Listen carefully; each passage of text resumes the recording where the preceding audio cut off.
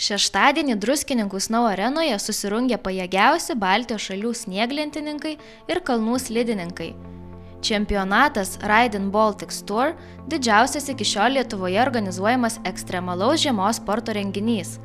Šio čempionato sumanytojas Latvis Janis Jansons prieš 2 metus, kai pirmą kartą buvo surengtos varžybos, nė nesvajojo, kad jie susiburs tiek daug slidžių ir snieglenčių sporto entuziastų.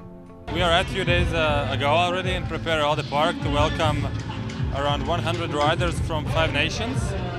So conditions are very good and we are really happy to be here in Snow Arena.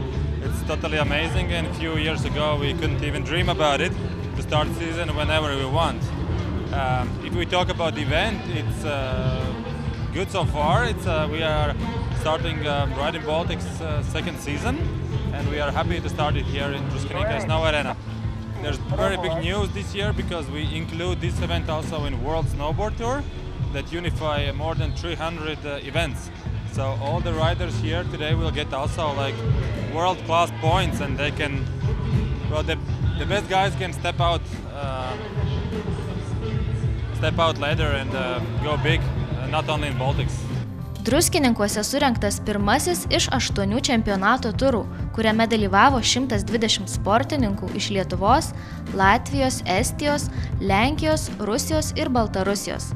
Kaip tvirtina vienas iš čempionato organizatorių Jonas Kriščiūnas, tai puikia proga sportininkams ne tik išbandyti savo jėgas, bet ir pasimokyti iš labiau patyrusių žiemos sporto mėgėjų, pabūti bendraminčių kompanijoje ir parodyti tai, ko išmoko ilgų treniruočių metu.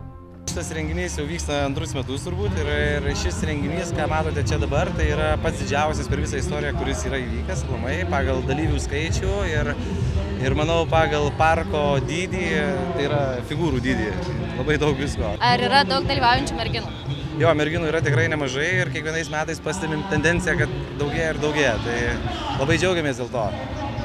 Bet pernai metais kaip sekėsi lietuvių sportininkams ir kaip vertinate gal jų galimybę šiemet, ar jie gali geriau pasirodyti, gal turėdami tokią Snow areną Lietuvoje geriau pasiruošė ir dabar geriau pasirodyti? Jo, gal anksti dar šnekėti apie mūsų pasirodymą šiandien, dėl to, kad vis dar jo laukiame, bet sakykime, jeigu atsimenant praeitą sezoną, aš manau, kad lietuvių rezultatai buvo pakankamai neblogai, turint galvoje, kad mes šiek tiek atsiliekam nuo mūsų kaiminių šalių.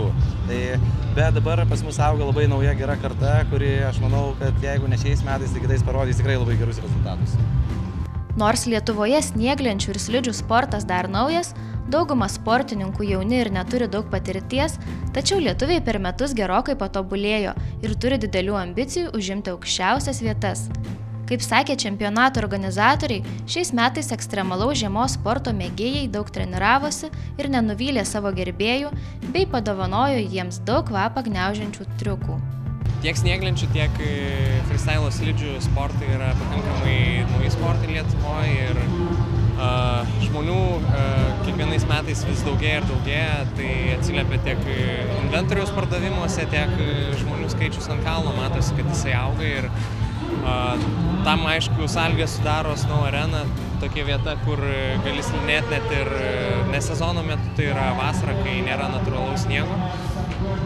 Taip pat jaučiam, kad tobulėja labai jaunoji grandis, vaikai, tiek jaunuoliai, kurie ateina iš kitų sportų, galbūt nieko nesportavę ir pradeda iš pradžių važinėti trasose, jam tai pabosta, nes jie nori bandyti kažkokius triukus, daryti tai, ką daro kiti ir taip vis pristraukia naujų žmonių ir jų vis auga ir auga. O kaip galvojate, ar šiandien pavyks pasiekti gerų rezultatų lietuvių sportininkams? Taip, be abejo, reikia visuomet tikėtis, pasižiūrėsim ar įmanoma, bet Latvija ir Estai tiek sportininkai iš kitų šalių, kaip Rusija, Baltarusija, yra tikrai stiprus, jie kitaip nevažiuotų čia. Dėl to šansai nėra, sakykime, dideli, bet sportininkai yra pasiruošę padaryti viską, ką gali geriausiai. Tai pamatysim rezultatus vėliau ir tikėkime, kad parodysim, ką galim. Čempionato Ride Baltics Tour finalininkų sąraše atsirado ne viena lietuviška pavardė. Ypač gerai sekėsi lietuvių snieglentininkėms. Iš 4 prizinių vietų joms atiteko net 3. Dora Urnežiūtė užėmė 1. vietą, Agnė Stasinskaitė 2, o Vita Sereikaitė 4. Vaikų snieglentininkų grupėje 1 vieta taip pat atiteko Lietuvos atstovui Motiejui Morauskui. Varžybų metu gerą adrenalino dozę gavo ir žiūrovai. Daug puikių, talentingų sportininkų, įspūdingas greitis, ekstremalūs ir sudėtingi triukai ir atkakli kova dėl prizinių vietų. Ride Baltics Tour čempionatas vyks 8 etapais Lietuvoje, Latvijoje ir Estijoje, o jo nugalėtojai paaiškės 2013 pavasarį.